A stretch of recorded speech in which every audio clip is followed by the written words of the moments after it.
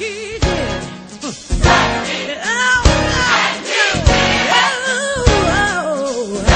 Now let me tell you a story of somebody.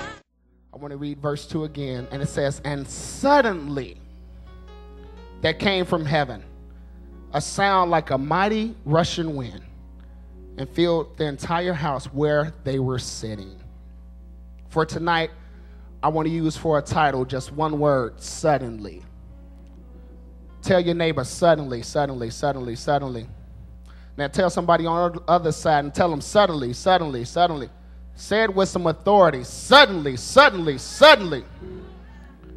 Suddenly, suddenly, suddenly. Many of us have been in situations in our lives where all of a sudden things happen. Or all of a sudden we were caught off guard by some situation. Something occurred when we least expected it, or when we were not even thinking about it. For example, many of us have been using our cell phones from time to time, and all of a sudden, just when you're about to tell the other person on the other line something very powerful, all of a sudden, you drop the call. Or many of us have been one time or another in our house watching television, and there was a storm outside, and all of a sudden, the power went out in the house. Or many of us have worked a hard day's work and come home, look in the mailbox, and all of a sudden, there is a bill that we were not expecting. Or all of a sudden, you get a check in the mail that you were not expecting. See, the word sudden means something happening unexpectedly. In other words, things happen when you least expect them. When we come to the text in Acts chapter 2, we are witnessing a great miracle. We are witnessing the birth of the church. In this particular chapter, the believers were sitting in one place, in one room, and all of a sudden, they heard a sound from heaven, like a mighty rushing wind or a mighty violent wind. This sound came in so strong that it interrupted what they were doing. In other words, it came out of the blue. It came out of nowhere and just hit the room where they were sitting. This sound caught them off guard. As a matter of fact, they weren't even thinking about it. It happened when they least expected it. Many of us have been asking God to step in and change our situations, change our lives. We say, God, I don't know what I'm going to do. God, I don't know how I'm going to pay my bills. God, I don't know how I'm going to make it. God, I don't know how I'm going to finish this. God, I don't know how I'm going to get out of my situation. God, I need you to just touch my life and touch my situation.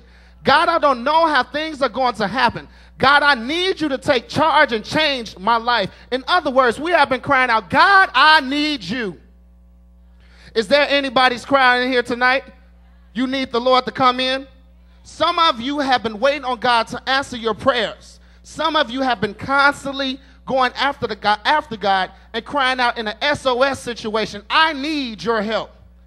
I just can't make it without your help. So God, please help me.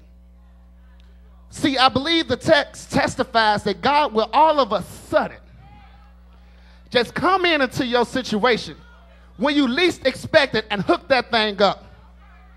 Just like in the text, they were sitting in one room, and all of a sudden, God stepped in and changed their situations and changed their surroundings. Some of you may be asking, well, how did they get into this room? How did they get into this place? Well, I'm glad you asked. The way they ended up in this room, they were first submissive. Say submissive. We got to get back to being submissive to God's authority. By all means, we know what he is able to do.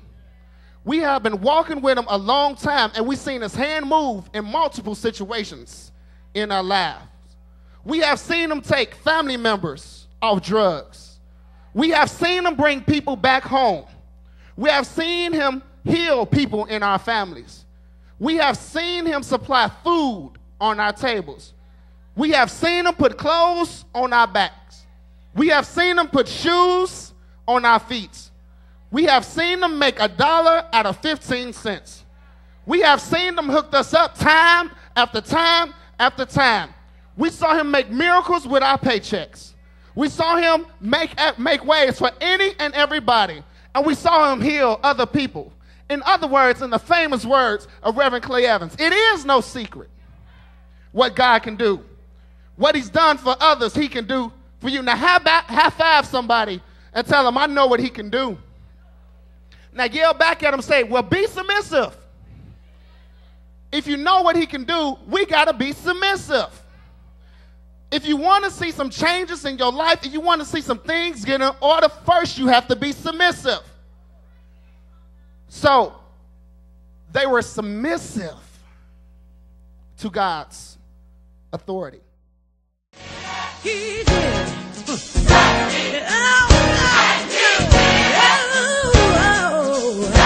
Now let me tell you a story.